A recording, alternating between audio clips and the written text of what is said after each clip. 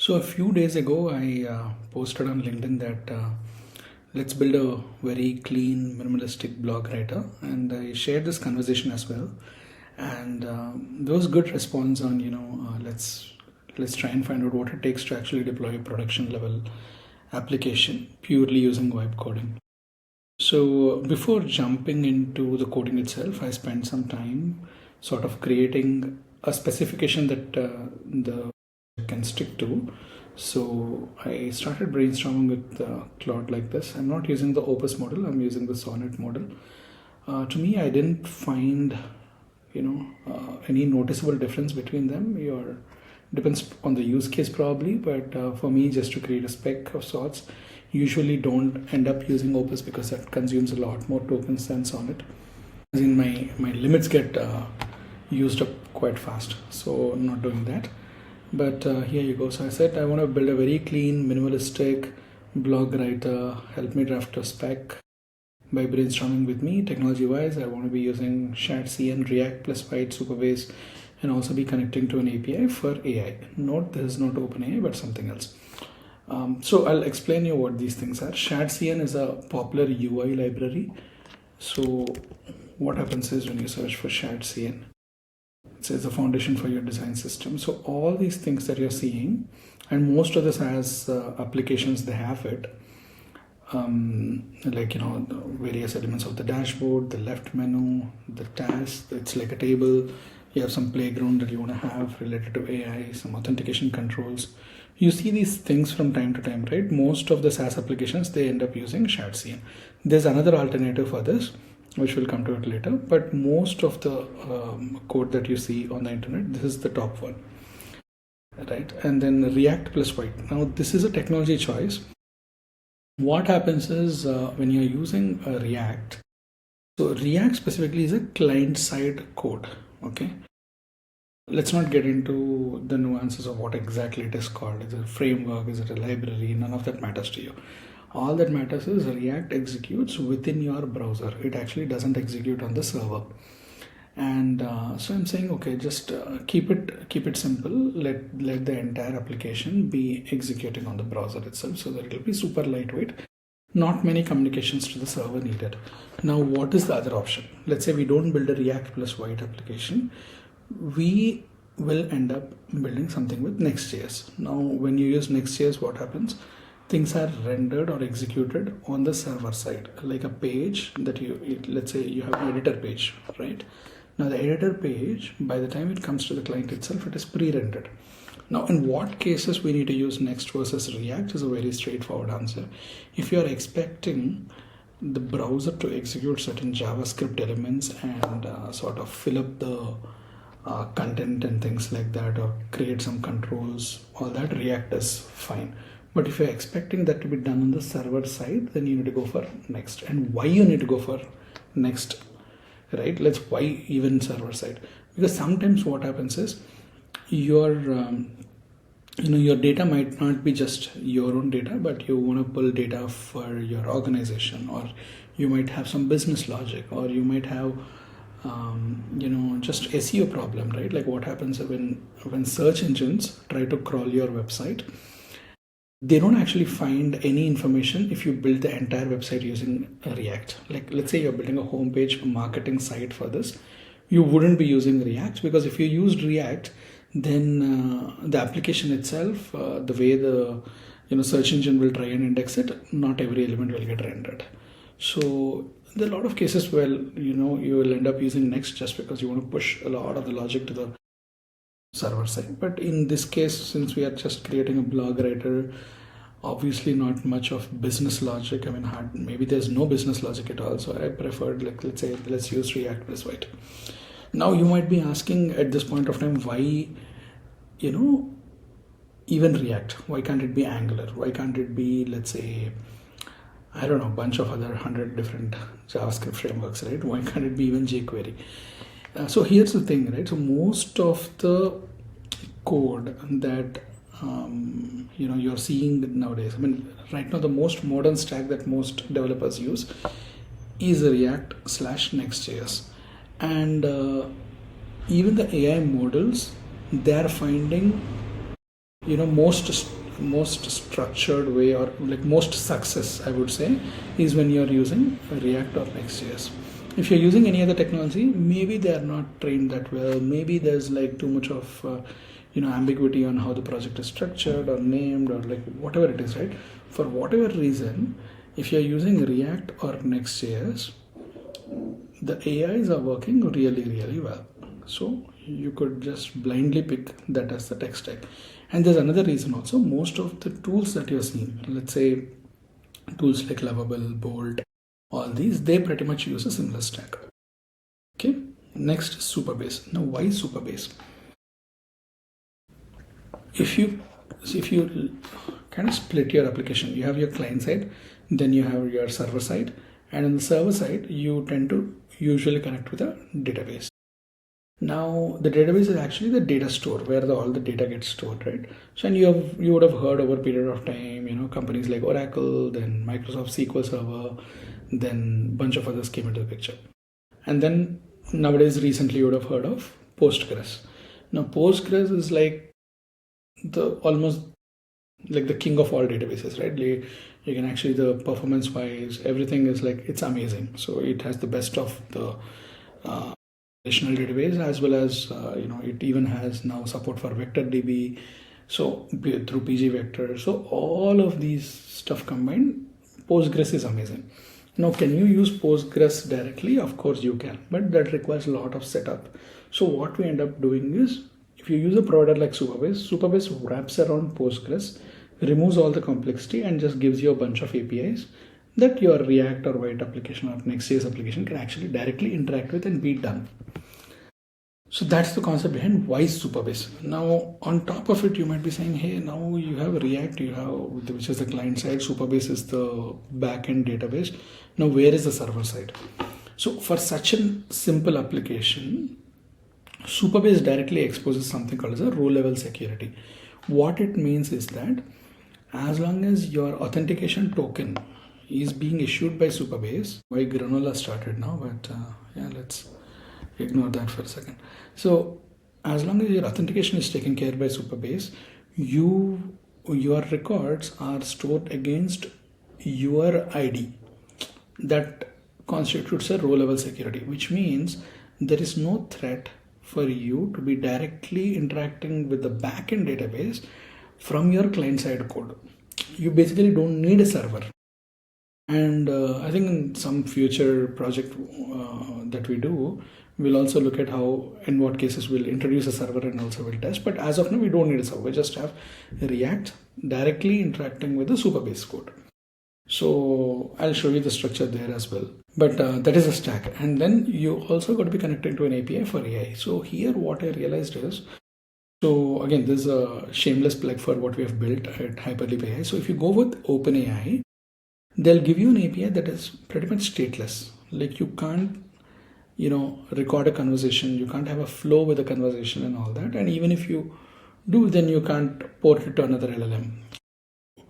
With Hyperleap AI, we have a developer platform where the AI layer, whatever the supporting elements are required for the AI layer to work, for example, the memory, the statefulness, the audit logging and observability, your prompt configuration, versioning, all these things are taken care by our platform. So I'm like, okay, for the AI part, obviously we'll go with what we have already built. You don't need to actually do that. You can always plug in with OpenAI, but then you'll have to write a little bit more code on, how, where to store those conversations, or, point in time calls that you're making to the AI, and how do you audit and all that. It's going to be a little bit more tedious, more work. But for this particular project, I'm not going to be focusing too much on the AI. We're just focusing on regular CRUD operations. When I say CRUD operations, is like create, read, update, delete operations, and all around creating a minimalistic blog writer, right? So it asked a bunch of questions, then I answered, and then we went and back and forth with this. After all this conversation, I think this particular conversation is already shared on LinkedIn. I'll anyway, give it as part of this blog post as well, or maybe mention it in the, in the description section of the video. So after all this, and there's a version 39 of the project specification that we got. Now, one of the things that I felt I could do is like, it has very decent project specification. So why not just copy it and paste it into something like Bolt, which I did. Unfortunately, this did not turn out to be great. I'll show you how it looked like. And why Bolt, why not Lovable? Because I just have a free subscription to Bolt for the next 1 year thanks to Lenny's. So I just went with this. And so I tried creating this, right? So we have a minimalistic blog writer, an AI powered tool. So I just pasted the entire spec here. Right, this is spec here saying minimalistic blog writer, core value proposition, whatever, blah blah blah blah blah. And then it created, the editor page to look like this. It's just loading right now. And when I say new post, it's still not clean. In fact, it's not even looking beautiful. Although at various points I said it has to be beautiful. Show me the editor page is the most important one. In fact, this button is also not looking good. Look at that. It has I think it's like the dark mode, light mode thing, or maybe it shows the references. Yeah. So this entire color combination, everything is going for a toss, right? Yeah. And then basically, just go to the home page, let's say, and not super impressed, right? Really not super impressed.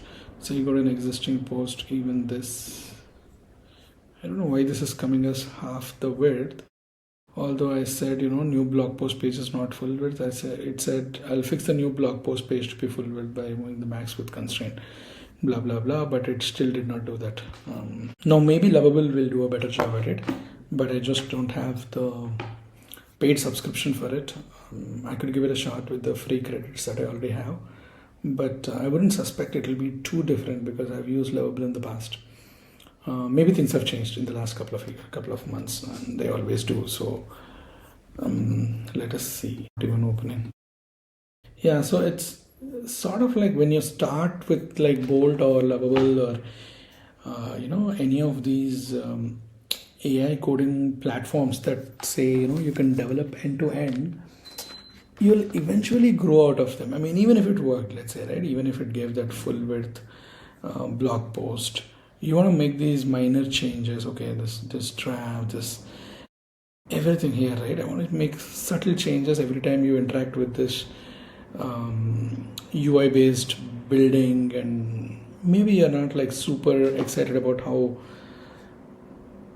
limited you are with building this, and for sure that when developers are working on this is not how they work, right? So you're kind of constrained with the limitations of what Bolt or Lovable has to offer. So then what I decided is why do we need to do all this? Let's create a brand new React/White project and then work on that.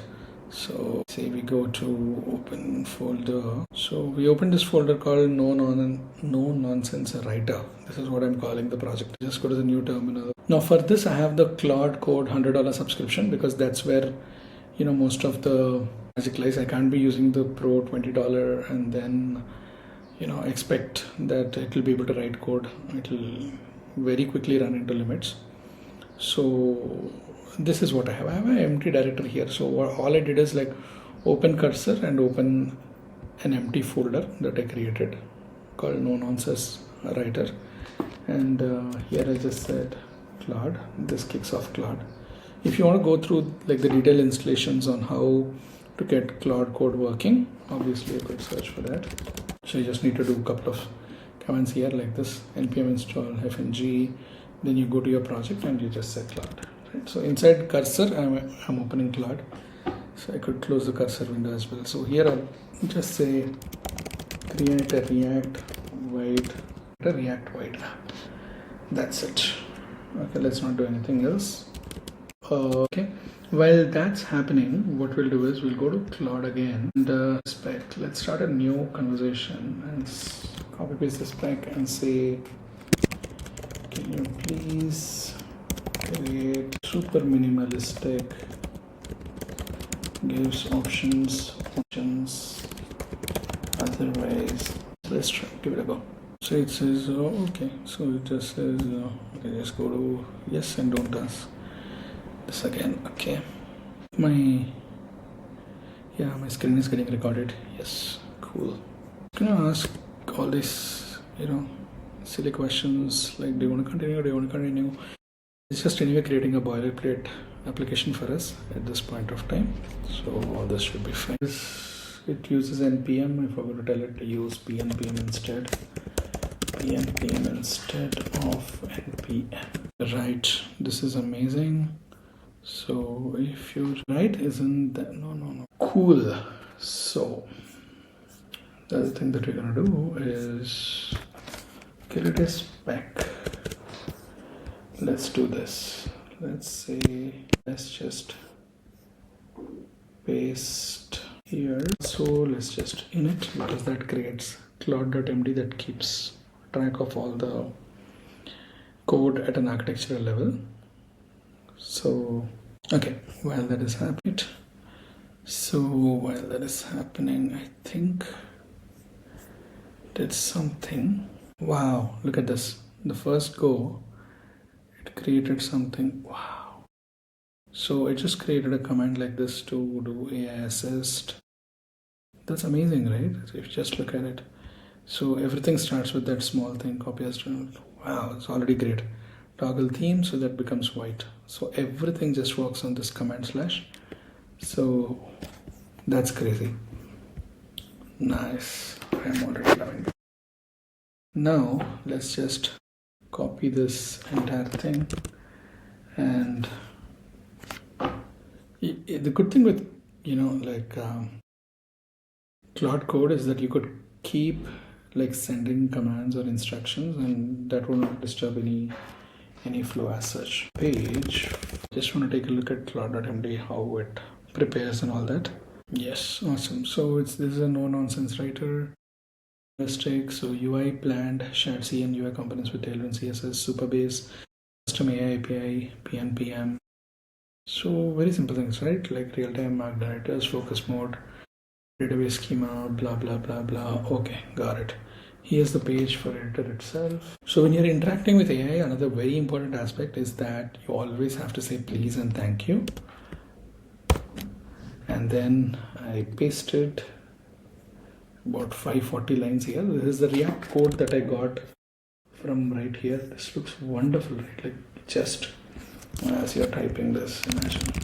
So say enter. This is crazy good. At this point of time, I don't even have an idea of what the other key pages are, except that I could always ask, So what is happening here is that when I sort of when I'm writing, oh, I see. So when I move my cursor to the top, then this bar comes. Actually, even this we could move it to the command slash part. What does it have? It has something related to AI assistant, which is already there, right? It has a dark mode, light mode, sharing, and then there's a settings. I don't know what that settings is used for. All of this can be moved to this particular command slash thing. So that's pretty. That even that goes away. So I think at this point, instead of calling it a blog writer, maybe it's just. I think this entire thing can be removed, right? Anyway, so this is the blog dashboard. So it thinks it's like a blog dashboard, is it? Why are we calling it a blog? It could be any writing actually. Anyway, not too much to worry. See, what we are doing with Claude here is just get these basic pages out, right? So we'll get all these basic pages out, and once that is done, so we have authentication pages. It's still writing that. Blog dash. By the way, because a lot of these controls are already predefined, it's able to do a decent job with how these things are structured. Now, if you try and change this card, or if you want to change this card, try to figure out what other shared CN component will be useful in our case, right? I'll give you an example for this. Let's say, so this is what you saw. when you click that command slash and a menu opened up, this is exactly what we saw. We could have a right click, and we're seeing a lot of cards, right? So there is this card. Should be more cards, but I think maybe they're in other controls. Some are charts, context menu, dialog, date picker, drop down, input. These are the kind of inputs you're seeing. So like I said, so shared CN has pretty comprehensive list of controls that you could use. You can always go back and say, oh, for this particular thing, I don't want a tab, I want or right, something like this. So all these things that you're seeing in most SaaS applications are built using basically shared CN. So the other framework which is also very popular is called Ant Design. So they clearly say it's the world's second most popular React UI. So first being shared CN actually. So the only reason I'm not using Ant Design is like it goes against the minimalistic things that we're trying to build here. That is one. And also they have a pro version of this. I can't see it here, but somewhere they have a pro version of this. And anytime there's a pro version, I always feel like, at some point we'll end up sort of upgrading and paying more money and thinking smart on like what controls we have to be using. I could be wrong as well. Wait a second, does it have a pro version? I remember it had a pro version, but design, development, no, this is, and maybe there is no pro version now, but I saw there's a pro.and.design. It's part of their official thing itself. Out of the box UI solutions for enterprise applications. Okay, cool. So it is okay. Then we can use Ant as well. But I kind of felt like, Ant design guidelines don't really fit well with the minimalistic look that we're trying to achieve here. Right, so, okay, cool. So we still have this going. Let's do a pnpm I just to make sure that everything is installed. Then here we'll see, wow, this is beyond broken. And why is that? Usually if we need to command option I, this window opens. Then you're seeing like this is, it's preset to XR. You don't need to do all that, just click this. Says receive true for a non-boolean attribute JSX. I don't even know what this is. But let's just copy paste this into this and see what happens. I see, yeah. So basically saying you can't have the CSS classes inline. You'll have to create classes on top of it and then move the code there. That's not my headache. Until now I haven't seen the code and I don't want to. So let's see if this solved anything at all. Nope. It didn't make any difference yet. I think it's still almost everything you see here is broken. This is fun because this is exactly how you will end up as well when you're using some of these tools. So it's better we sit and fix this. Right, so okay, so now what happens? I'll just now it's command shift, control option command 4. Then I'll just take a screenshot of this tool called Snapper. So I'll just save it as, maybe just call it, that doesn't directly support. Right, so it says, I can see that the UI is completely broken with overlapping elements, improper positioning, issue is likely that we're using missing tailwind CSS, which the component relies on for all its styling. Let me fix this. Okay, go ahead and fix it. Awesome. I'm just allowing it to do whatever it needs to do, right? Okay, so it created a tailwind.config.js. Great. So the good thing about Cursor, Cloud Code, any of this stuff is it doesn't need to work in the first time. It just is agentic enough. It tried a bunch of ways, right? It said, I want to do an npx on this. It didn't work. Then it did a pnpm. That also didn't work. Then it said, okay, let me try a different approach. So it goes back and forth and tries to make sure that within whatever the framework of rules that it knows, how do you ensure that things are working, right? Oh no, this is clean minimalistic block writer, not at all. Still, just take this call. Hello. Hello, still not working. So let's do this. Sorry, saying it's called broken UI. Go to cursor again. Well, it does something. Let us just restart it. So I press Control C, and we're at npm dev again. So you're trying to use suppose CSS plugin. No, actually, say no. Tell what Clutter do differently. So here, when I try to build this or run it, see it gave this long error. So I just copied all that and pasted it here. So this is bolt. I'm just gonna give up on bolt right now. Okay, shared CN, we got the information. So this one, not super impressed with how it created the pages, but fair enough. I mean, it has a delete account option, export, has markdown, default format, PDF, HTML, then editor itself, some autosave, focus mode by default, medium size. Well, that's great. Okay. Preferences, profile, I think settings is pretty cool. Shared post looks like this. Okay, not bad. Authentication page looks like this. It works for now. I don't know why it's only the dark mode right now, but without any light mode, we'll figure that out as well. Yeah, now it's much better, right? So it shows a bunch of these things, but still. Yeah, the reason I'm not looking at the code is the moment I look at the code, then you're like, you're looking at the code, then this is not vibe coding. But this is where we are, like, I think truly, facing the heat of vibe coding, right? Something has to work now, otherwise it doesn't make sense. So here it said JSX, maybe it should have been TSX. Let me give that to you again, so I get.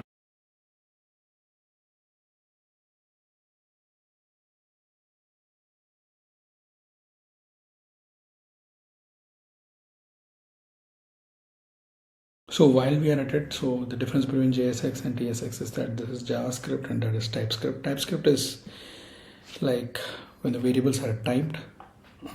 What that actually means is that, so the way to put it is like, I think in just non-technical terms, it's like you have a variable, and if you don't tell it whether it's like a number or a string, it's like untyped. Whereas if you force and say, hey, this is a number, this is a string, then it is typed. Having typed is a little bit obviously easier to kind of understand where the code is, what it's doing and all that, and also allows you to get autocomplete and things like that. So in that sense, typed is always better. So TSX is always better. But again, if it's working, I wouldn't bother changing it. And like I said, we should not even be looking at the code, so it's taking so much of time. But here's the deal, right? Imagine in the very near future, we have diffusion models that will just write the code at super fast speed. You don't even have to wait this much, and then your speed of iteration will be in the next level. So that is it. Let us see what the rest is. There you go. Our app is almost there. So I'll just say toggle theme so that you could see more clearly. So this is the light theme. So now we have this page. Just imagine this. And just imagine full screen as well. Full screen, entire screen. I want even this thing to go away. Cursor, I mean, like, what is this? This is Comet. Or is it a problem in general? Let's try this with Safari.